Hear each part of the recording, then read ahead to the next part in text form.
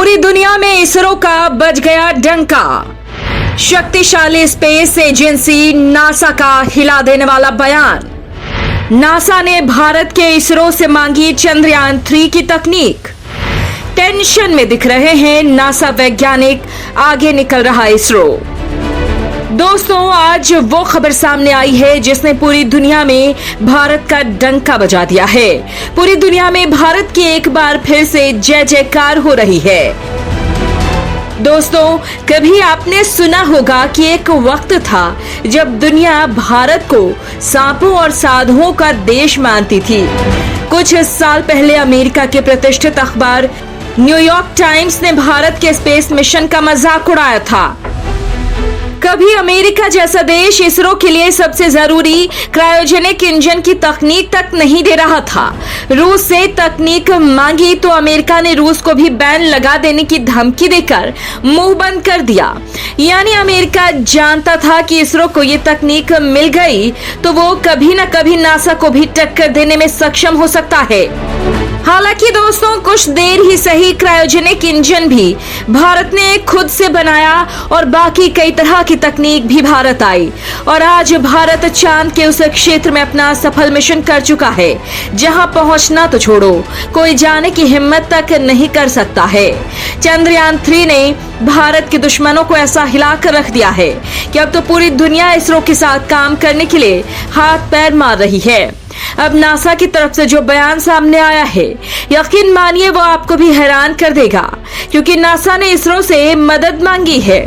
NASA ने भारत से चंद्रयान 3 की तकनीक देने की रिक्वेस्ट की है।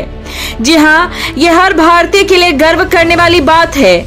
चलिए आपको पूरी खबर विस्तार से बताते हैं। दोस्तों, दुनिया का सबसे ताकतवर मुल्क कहा जाने वाला अमेरिका अब भारत की टेक्नोलॉजी को खरीदने के लिए लालायित है। जी हाँ, इसरो के चेयरमैन एस सोमनाथ ने जो बताया वो आपको गर्व से भर देगा। जिस समय चंद्रयान 3 मिशन लॉन्च किया जा रहा था, अमेरिकी स्पेस एजेंसी नासा के वैज्ञानिकों की एक टीम भी इसरो हेडक्वार्टर में मौजूद थी।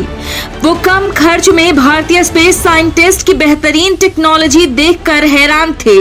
वो विश्वास ही नहीं कर पा रहे थे कि महज 600 करोड़ में कोई मिशन चांद पर किया जा सकता है। अमेरिका हैरान था कि भारत इतने कम पैसे में मून के साउथ पोल पर कैसे जा रहा है। बाद में नासा के वैज्ञानिकों से रहा नहीं गया और उन्होंने भारत से वो टेक्नोलॉजी मांग ली। जी हाँ, रामेश्वरम में doctor APJ Abdul Kalam foundation द्वारा आयोजित एक कार्यक्रम में स्टूडेंट्स को संबोधित करते हुए सोमनाथ ने बताया, नासा की जेट प्रोपल्शन लेबोरेटरी से करीब 5-6 लोग इसरो मुख्यालय आए थे। हमने उन्हें चंद्रयान 3 टेक्नोलॉजी के बारे में बताया। यह सॉफ्ट लैंडिंग से पहले की बात है। नासा के वैज्ञानिकों ने कहा कि हमारे पास शब्द नहीं है, क्या कहें, सब कुछ इतने अच्छे से हो रहा है। अमेरिकी वैज्ञानिकों ने कहा था, साइंटिफिक उपकरणों को देखिए, वे कितने अच्छे और सस्ते हैं। यह हाई टेक्नोलॉजी है, आपने इसे कैसे बनाया? आप इसे अमेरिका को क्यों नहीं बेच देते? चंद्रयान 10 से कोई महिला चांद पर जाएगी। जब भारत चांद पर उतरा, उस वक्त को याद करते हुए सोमनाथ ने बताया कि पीएम मोदी का फोन आया तो मैंने उन्हें बताया कि भारत मून पर है सर। उन्होंने धन्यवाद दिया।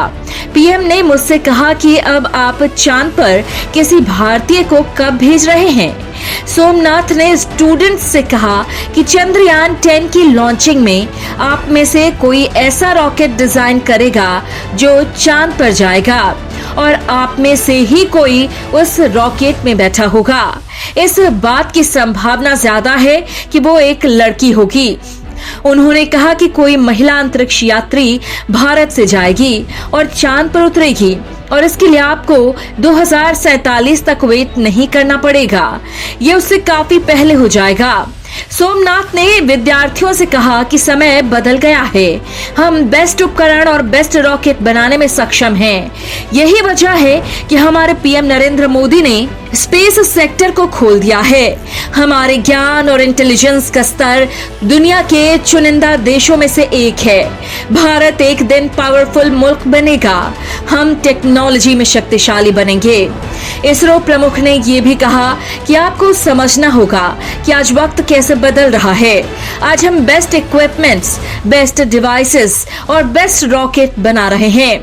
ये सब इसलिए हो रहा है क्योंकि प्रधानमंत्री नरेंद्र मोदी ने स्पेस सेक्टर को खोल दिया है। मैं तो स्टूडेंट्स से कह रहा हूँ कि स्पेस सेक्टर में आए और रॉकेट, सैटेलाइट बनाएं और देश को टेक्नोलॉजी के क्षेत्र में मजबूत बनाएं।